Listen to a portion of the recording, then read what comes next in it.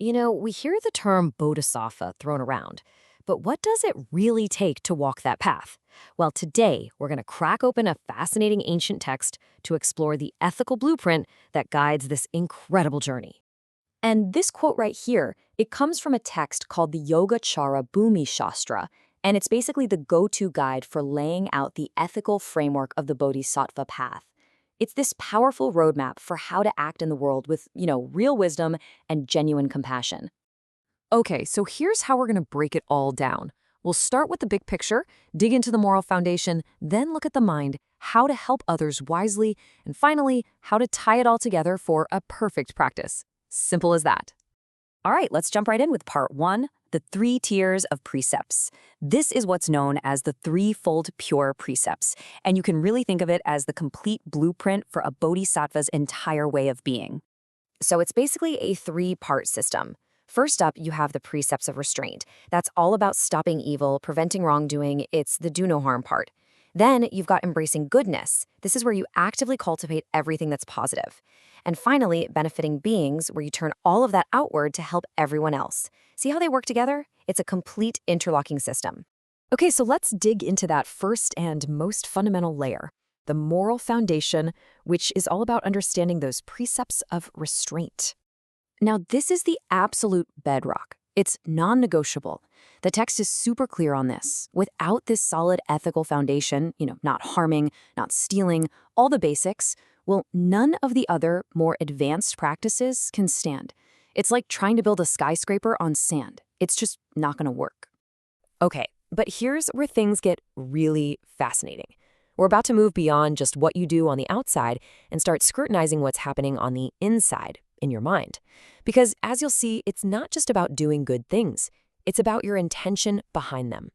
So the text introduces this idea of the 6 minds, and it's basically asking us to become detectives of our own consciousness.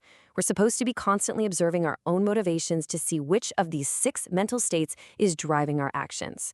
It's a really incredible framework for self-awareness. Now, for these first 3 minds, the text is super direct. There's no gray area. If you find yourself acting with contempt for the practice, or you're just being lazy and arrogant about it, or your mind is clouded by things like greed, and you just let it slide, well, your practice is considered flawed, period. And this table here, this is where the sheer brilliance and sophistication of this text just blows me away. It's all about nuance. Look at this. Diligent fatigue. If you pause to rest so you can practice more later, that's blameless. But if you use that fatigue as an excuse to give up completely, that's blameworthy. Same goes for obstacles. Are you genuinely sick? Blameless. Are you just indulging in distractions for no good reason? Blameworthy. It's this razor-sharp distinction between a strategic retreat and a total surrender.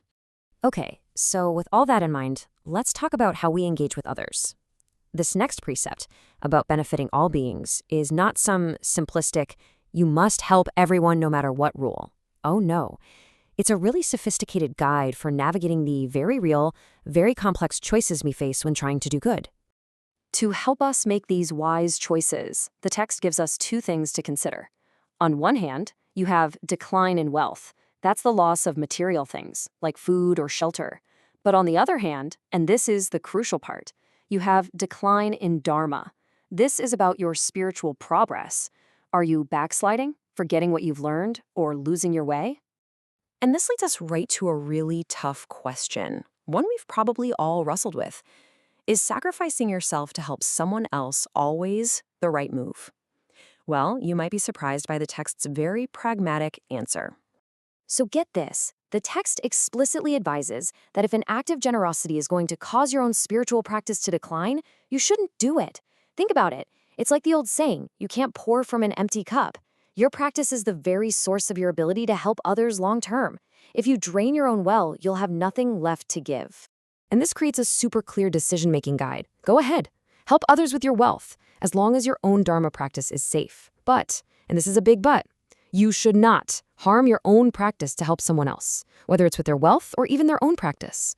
The core idea is that you should always be working to increase your own resources, both material and spiritual, because that's what makes you an even more powerful force for good in the world. All right, so let's bring this all home. How do these 3 different ideas, restraint, cultivating good, and helping others, come together to create a single, perfect practice. Well, the text puts it pretty bluntly. If there is any deficiency in these three, know that it is not true protection. It's not a buffet where you can pick and choose. Think of it like a three-legged stool. If one leg is weak or missing, the whole thing comes crashing down. They are an interconnected system. And this really brings us full circle, right back to that foundational precept of restraint. That basic do no harm discipline. It's the container that holds everything else. Without that solid foundation, all your efforts to cultivate goodness and help others, well, they just won't have any real power. If you violate the foundation, the entire structure of your bodhisattva discipline collapses. So, what this ancient text is really asking us to do is look beyond the surface of our actions. It's an invitation to become deeply aware of our inner state, our intentions, our motivations. Because a good action on the surface isn't truly complete if the mind behind it is flawed. So, the question to leave you with is this. In your own daily decisions, how can you start to pay a little more attention to what's going on inside to ensure that what you're putting out into the world is not just good, but whole?